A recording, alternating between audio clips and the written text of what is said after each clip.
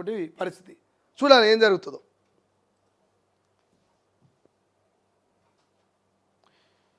ఇక లోకల్ ఎన్నికలు జరగనీయ 42% రిజర్వేషన్లు ఎక్కడ బీసీలపై తేల్చాకే ముందుకెళ్లాలని, లేదంటే గ్రామాల్లో రచ్చరచ్చేనంట.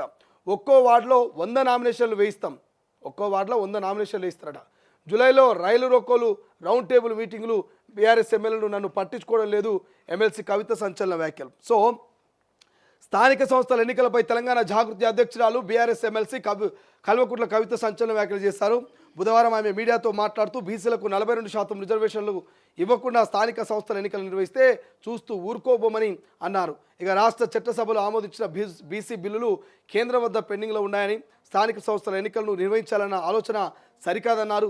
లోకల్ బాడీ ఎలక్షన్లో బీసీలకు 42% రిజర్వేషన్లు ప్రకటించాకే ఎన్నికలకు వెళ్లాలని, లేదంటే ఎన్నికలను అడ్డుకుంటామని రాష్ట్ర ప్రభుత్వాన్ని హెచ్చరించారు. ఒక్కో వార్డులో 100 కొద్ది నామినేషన్లు వేస్తామని హెచ్చరించారు. బీసీల రిజర్వేషన్ బిల్లును అసెంబ్లీలో, మండలిలో ఆమోదించి కేంద్రానికి పంపించామని, పార్లమెంట్లో కేంద్రం దీన్ని ఆమోదించకపోతే దేశవ్యాప్తంగా నిరసనకు దిగుతామని అన్నారు. సో ముందుగా కవితకు ధన్యవాదాలు చెప్పాలి. బీసీల మీద ప్రేమ ఉన్నందుకు, బీసీల మీద కొట్లాడతా అని ఆలోచన చేస్తున్నందుకు. ఇక ఈ ధన్యవాదాలు పక్కన పెడితే,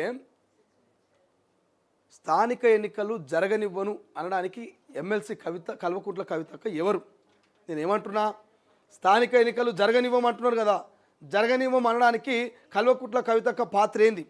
42% రిజర్వేషన్లో మీ పాత్ర ఏంది? గిట్లాడితే బీసీ నాయకులు కొట్లాడాలి. ఆర్ కృష్ణయ్యనో, జాజుల శ్రీనివాసో, లేకపోతే ఇంకొక బీసీ నేతను కొట్లాడాలి. వాళ్ళు ఎన్నికలు జరగనివ్వమనాలి. కానీ మరి సందుట్లో సడమియ లెక్క మరి కవితక్క ఎందుకు 42% రిజర్వేషన్లలో దూరి రైలు రోకోలు చేస్తూ అంటున్నది? ఒక్కొక్క వార్డులో 100 మందిని పోటీ చేయిస్తూ అంటున్నది. ఎట్టి పరిస్థితుల్లో స్థానిక ఎన్నికలు జరగనివ్వనంటున్నది. మరి అనూహ్యంగా ఎక్కడ లేని ప్రేమ బీసీల మీద కవితక్కకి ఎక్కడికి పుట్టుకొచ్చిందో అర్థమవుతుంది నాకు. మొన్నదాకా పూలే విగ్రహం పెట్టిందాకా తగ్గేదేలే అన్నట్టు కొట్లాడింది. అసెంబ్లీలో పూలే విగ్రహం పెట్టి తీరాల్సిందే అన్నది. పూలే విగ్రహం ఎక్కడ పోయిందో అక్క మర్చిపోయినట్టున్నది. పూలే విగ్రహం వాళ్ళు పెట్టలేదు, ఈమె మర్చిపోయింది మరి ఎక్కడ పోయిందో. ఇక పూలే విగ్రహం వర్కౌట్ అవుతలేదు. కొత్తగా జాగృతి దుకాణం పెట్టింది అక్క. ఎట్టి పరిస్థితులు ఇప్పుడు జనాలకు పోవాలి, జై కొట్టించుకోవాలి. ఇక పూలే విగ్రహం అయితే కాదు. కానీ ఇప్పుడు ట్రెండింగ్లో ఉన్న టాపిక్ ఏంటంటే స్థానిక ఎన్నికలు, 42% రిజర్వేషన్. ఇక ఈ అంశాన్ని పట్టుకొని జనాలకు ఈజీగా పోవచ్చు అని అక్కకి ఎవరు చెప్పినో తెలియదు. కానీ ఇక కొత్తగా 42% రిజర్వేషన్ అమలుకు కేంద్ర ప్రభుత్వం సై అని చెప్పాలి, సంతకం పెట్టాలి, దాన్ని అమలు చేయాలని చెప్పేసి ఇక కొత్త ఉద్యమానికి తెరలేపుతుంది అక్క. నేను ఏమంటున్నా, మీ 42% కోసం కొట్లాడండి, మేము యాక్సెప్ట్ చేస్తాం. కానీ అంతకంటే ముందు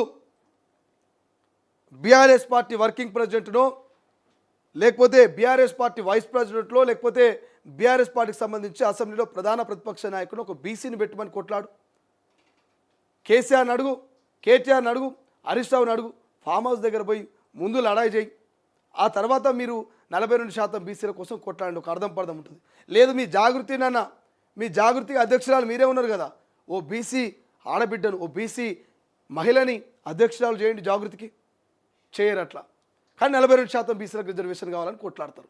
ఎందుకంటే బీసీలు ఈజీగా మోసపోతారు, బీసీలు ఈజీగా ప్రేమను చూపించిన రకాలు కరిగిపోతారు. కాబట్టి బీసీల ఓట్లు ఎక్కువన్నాయి కాబట్టి కవితక్క గాలి బీసీల వైపు మళ్ళింది. రేపు పార్లమెంట్లో ఆ బీసీ బిల్లు ఆమోదం కనుక పొందితే 42%, నా ఉద్యమం వల్లనే బీసీలకు 42% వచ్చిందంటది అక్క. నా రైలు రోకో వల్లనే 42% సాధ్యమైందంటది అక్క. నేను చేసినటువంటి లొల్లి వల్ల, లడాయి వల్లనే 42% బీసీలకు వచ్చిందని ఇక క్రెడిట్ ఓన్ చేసుకునేటువంటి ప్రయత్నం చేస్తుంది కవితక్క.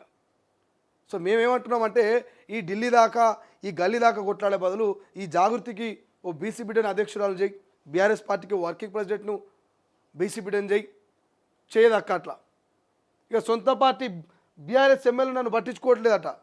ఎందుకు పట్టించుకుంటారాక? మీ దుకాణం ఎవరిది వాళ్ళకే. వాళ్ళు కూడా ఆలోచనలో పడ్డారు. కేసీఆర్ ఎంబడి తిరగాలన్నా, కేటీఆర్ ఎంబడి తిరగాలన్నా, హరీష్ రావు ఎంబడి తిరగాలన్నా, కవిత ఎంబడి తిరగాలన్నా, ఎవరు ఎంబడి తిరిగితే ఏ బదలాం వస్తుందని వాళ్ళు కూడా ఆలోచనలో పడ్డారు. ఎటుపోక కన్ఫ్యూజ్ అయ్యి వాళ్ళు ఇంట్లోనే కూర్చుంటున్నారు.